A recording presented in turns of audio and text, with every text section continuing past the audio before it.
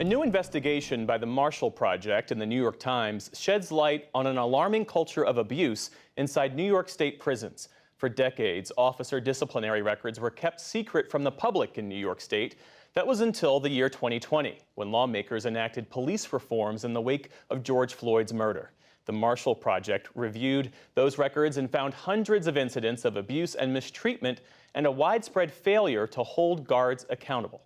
Alicia Santo of the Marshall Project is one of the reporters behind the story, and she joins me now. And Alicia, over the course of your reporting, you spoke with guards, former prison officials, incarcerated people, and you found a culture of abuse. Tell me more about what you discovered.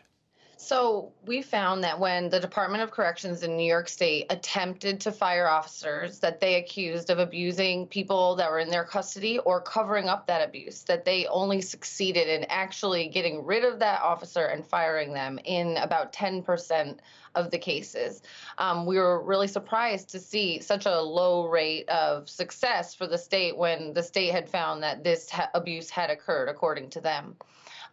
In addition, because we were told that this disciplinary database we'd obtained only represented a fraction of the excessive force that occurs in prisons, we also analyzed over 160 lawsuits in which prisoners were awarded damages as a result of their lawsuit. And we cross-checked the names of the officers accused in those lawsuits, and we found that in 88% of those cases, the state didn't even attempt to discipline the officers that were accused. One incident of abuse and a subsequent cover-up involved a man named Melvin Virgil. And we should say that this video we're about to show is fairly graphic. And you got access to body camera footage where you see an officer beat Mr. Virgil multiple times.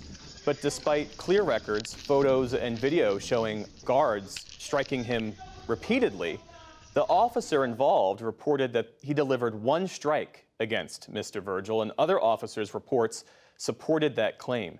Tell us about this specific case and how it fits into the broader culture of abuse that you reported on. So the attack on Melvin Virgil is unique because there was actually footage of what occurred, which is I had never seen body camera footage from inside a New York State prison before.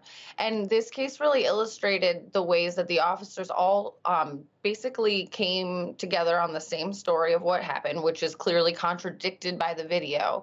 And that story actually became the official narrative of what had happened in the Melvin Virgil case, which was that he had attacked the officer and just one strike had been used in an attempt to get him under control and that he'd remained combative. But in the video, you actually see him struck 6 times in the head, and you also see him go unconscious at the moment that the officers claim that he was fighting back against them.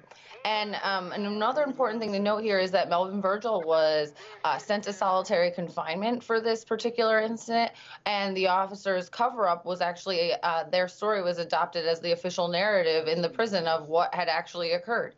And this is despite there being video evidence and despite the officers being allowed to actually watch that video and offered an opportunity to change their reports, which they declined. Well, when it comes to accountability, you document more than 290 cases where the state tried to fire officers or supervisors who had mistreated prisoners, and ultimately just 28 of them were fired. What are the barriers preventing the system from holding these officers accountable? One of the biggest barriers is the union's contract. So in New York State, the corrections officers are part of a very strong union. And this union contract that the state has agreed to has many protections in place. And one of those protections in particular that we focused on is the arbitration process, which is an arbitrator gets to decide whether an officer loses their job or not. It's not actually up to the prison agency. And we found that arbitrators in abuse cases, they ruled with the officer 3/4 of the time that the state was attempting to fire someone for abuse or for covering up abuse. So this resulted in a lot of cases where people who the state was trying to fire were put back into their jobs inside of prisons and back in control of other people.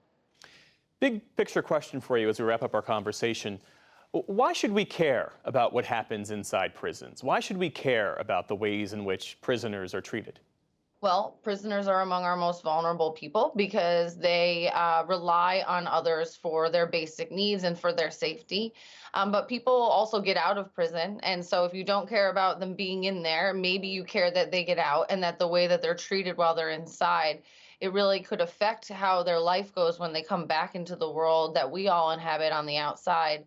And then there's also all of the people that are affected by that, the families and the friends that love people who are incarcerated, and then all the people that work there, the thousands and thousands of people who endure the stress of knowing that there is a job in which they might encounter something that they think they would want to report, but the culture itself is one in which you're supposed to cover it up, and maybe your own safety relies on your willingness to cooperate and go along with cover-ups that occur inside of the prison system. So it affects a lot of people, and for that reason, I think it's really important for everybody to care about.